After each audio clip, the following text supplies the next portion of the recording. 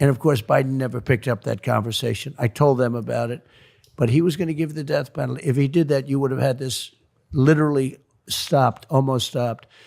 But we have to be very, very strong at the border. This is a plague like, and you know the numbers, they'd say 70,000, 80,000. I think it's probably 250 or 300,000.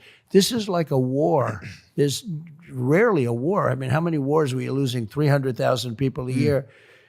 And everybody knows a family. I know many families where their children die and they're not even addicted. They take a pill that's unrelated, and it's got a little bit of fentanyl. They say you can take the head of a needle, and you just put a piece on it, and that's enough to kill like 10 people. It is a really horrible thing. And I would have had China giving their maximum penalty. They would not have been sending it. And I had a deal worked out with President Xi, but of course Biden didn't follow up, just like he didn't follow up on the Abraham Accords, which would have been a great thing to do. So we have to be very tough on the border. And that includes drugs as well as people, as well as people not coming in from jails and prisons and, mental institutions, which is happening now at levels that nobody's ever seen before. It's crazy. How can it be good? It's so bad. And I guess they're either stupid, which they're not, they hate our country, or they want to get these people for votes. A lot of people think that's the thing. They want to get them for votes. But the destruction, the damage that Biden's done to our country by having 16, 17 million people already in, it's much more than they say. It's probably 17. It could be even higher than that in our country. And these are not people that are going to make America great again. These are people that have a lot of issues. And we're going to have a lot of issues as long as they're here. And we're going to get them out. We have to get them out. Mr. President, I got the 10-minute warning from the team, which is now 8-minute. Let's let him go a little longer. It's fine. I like it. Is that okay? Yeah, let him go a little bit longer, okay? Look at these two guys. And then it'll turn out to be a lousy show, and I'll say, you were right, Jason. It'll be good. So go for another 20 minutes. Is that all right? Go. Okay, go ahead. Thank you, Jason. It seems to be a nice flow, Yeah, right? yeah. Let's go. Well, you did reality TV. I'll be in trouble with my people. Like Biden says, I don't have that problem. But, well, first of all, he would never, he couldn't do this interview. You asked him questions like this? No, we were talking about that. We were like, we'd like to extend the invite to Joe Biden if he'd like to come on this podcast. Yeah, I think he should. You know what chance you have of getting him on? I'd say less than 1%. Okay, if you did that, it'd be interesting. I'd actually watch that one. Okay, see how long it lasted. So there are two questions I have to ask. Go ahead. The first one's kind of fun. Aliens. I want to talk to you about aliens. Yeah. UFOs, UAPs. I know. The disclosure we've seen in Congress recently. It's confusing and upsetting a lot of Americans because there's something happening. There are unidentified aerial phenomena in the sky. We don't know what they are. Do you? So it's such a question I do get a lot, and it's such an interesting question. I've met with pilots that look just like you, actually. Okay, they have more of a crew cut. Okay, they look like him and they look like you. Some of them look like you, a little fatter. But these are perfect people. Okay, and they're not crazy, conspiratorial. They're not crazy, and they tell me stories that they've seen things that you wouldn't believe. These are not people that you would say, "Gee, no way. That's no okay." Way. President of the United States. But I said, who is it? That's Joe Biden wanting to do an interview. So I met with pilots like beautiful Tom Cruise, but taller. Yeah. Okay? Yeah. Handsome, perfect people. Sir, there was something there that was round in form and going like 4 times faster than my super jet fighter plane. And I look at these guys and they really mean it. Yeah. And am I a believer? No, I can't say I am. But I have met with people that are serious people that say, there's some really strange things that they see flying around out there. And, if you go to Nevada and you look at that little section of where they go to look at the aliens, where they think all the aliens are landing, that, it's I think it's maybe the #1 tourist attraction in the United States. Roswell? Yeah. Yeah. Roswell. I think it's the number one. It's the lines of people waiting. You have no idea how many times I'm asked that question. But don't you have access to that information? I have access, and I speak to people about it. I've had actually meetings on it, and they will tell you there's something going on. When they say things are going 4 times faster than my beautiful top-of-the-line airplane that goes, real fast. With no identifiable propulsion Mach system. 2, Yeah. right? These things are creating their own gravity fields, allegedly. Well, they have people that are very smart and very solid have said they believe there is something out there. And, it makes sense that there could be.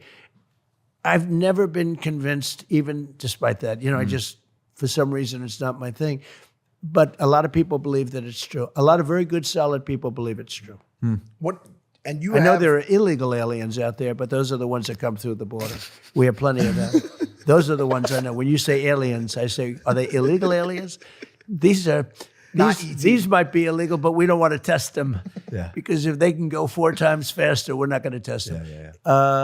So it's an interesting question. Yeah, for sure. Is there a chance that one of these orgs is potentially hiding information from you about aliens?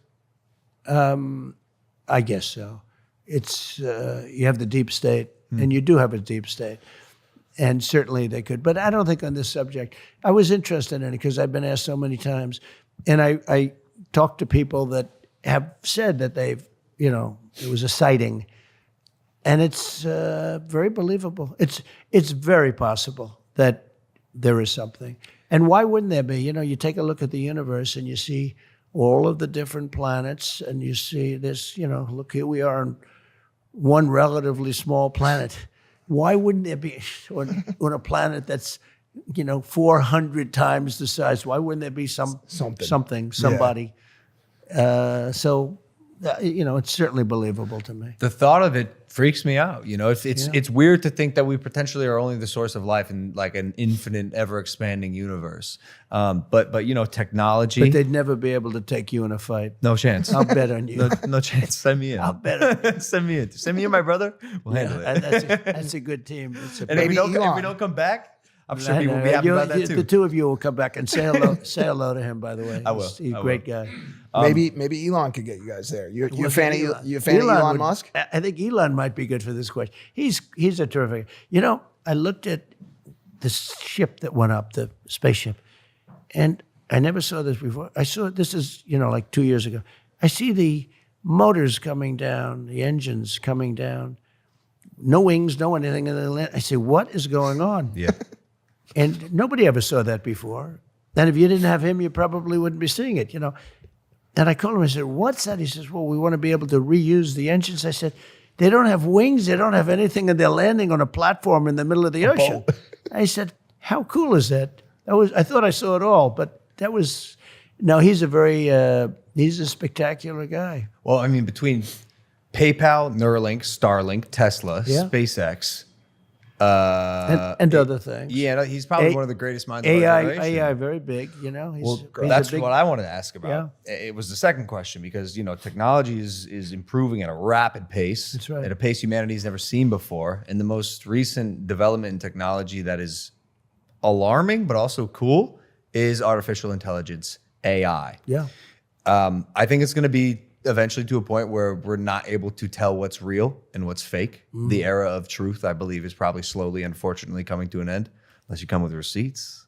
What do you think the government's role in enabling, protecting, or governing AI should be in general? Should this superpower become what we believe it probably will be? Well, it is a superpower, and you want to be right at the beginning of it, but it is very disconcerting. I said, you used the word alarming. It is alarming when I saw a picture of me promoting a product and I could not tell. The voice was perfect. The lips moved perfectly with every word. The way you couldn't, if you were a lip reader, you'd say it's absolutely perfect.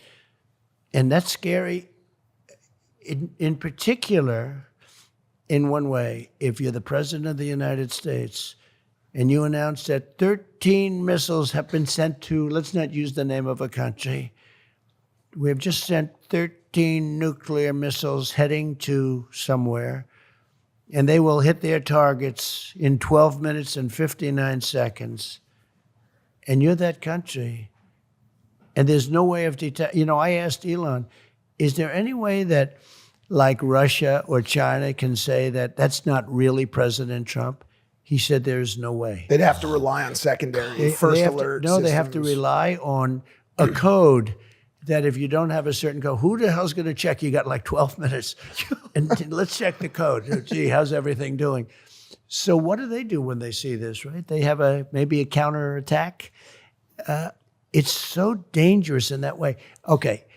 In another way, it's so incredible that what they do is so incredible. I've seen it. I just got back from San Francisco. I met with incredible people in San Francisco, and we talked about this. This subject is hot on their plates, you know, the super geniuses. Yep. And they gave me $12 million for the campaign, which, you know, 4 years ago, they probably wouldn't have. We had thousands of people on the streets. You saw it. It just happened this last weekend. Yep. I met with incredible people, actually. And this is what everyone's talking about with all of the technology. These are the real technology people. They're talking about AI. And they showed me things, but I've seen things that are so, you wouldn't even think it's possible. But in terms of copycat, now, to a lesser extent, they can make a commercial. I saw this. Yeah. They made a commercial, me promoting a product, and it wasn't me. And I said, did I make that commercial? Did I forget that I made that commercial? It is so unbelievable. So it brings with it difficulty, but we have to be at the forefront. It's going to happen. And if it's going to happen, we have to take the lead over China. China's the primary threat in terms of that. And you know what they need more than anything else is electricity. They have to have electricity, massive amounts of electricity. I don't know if you know that. In order to do these, essentially it's a plant. And the electricity needs are greater than anything we've ever needed before to do AI at the highest level. And China will produce it because they'll do whatever you have to do, whereas we have environmental impact people, and you know we have a lot of people trying to hold us back. But massive amounts of electricity are needed in order to do AI. And we're going to have to generate a whole different level of energy. And we can do it, and I think we should do it, but we have to be very careful with it, right? We have to watch it. But it's, you know, the words you use were exactly right. It's the words a lot of smart people are using. You know, there are those people that say it takes over the human race. It's really powerful stuff, AI. So let's see how it all works out. But I think as long as it's there, how it plays out. And that's just AI. What about when it becomes SI or super intelligence? Yeah. No. Then they'll have super AI, right? It's super duper AI. But what it does is so crazy. It's amazing. It's crazy. Now it can also be really used for good. I mean, things can happen. I had a speech rewritten by AI out there. One of the top people. He said, "Oh, you're going to make a speech?" Yeah. He goes, click, click, click. And like 15 seconds later, he shows me my speech. That's crazy. Written.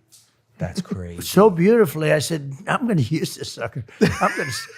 I'm going to use, I've never seen anything like it. What'd you say to your speechwriter after that? You're You're fired. fired. Yeah, I said, you're fired, Vince. Get the hell out of here. No. This was so crazy. It took it, and it made it unbelievable.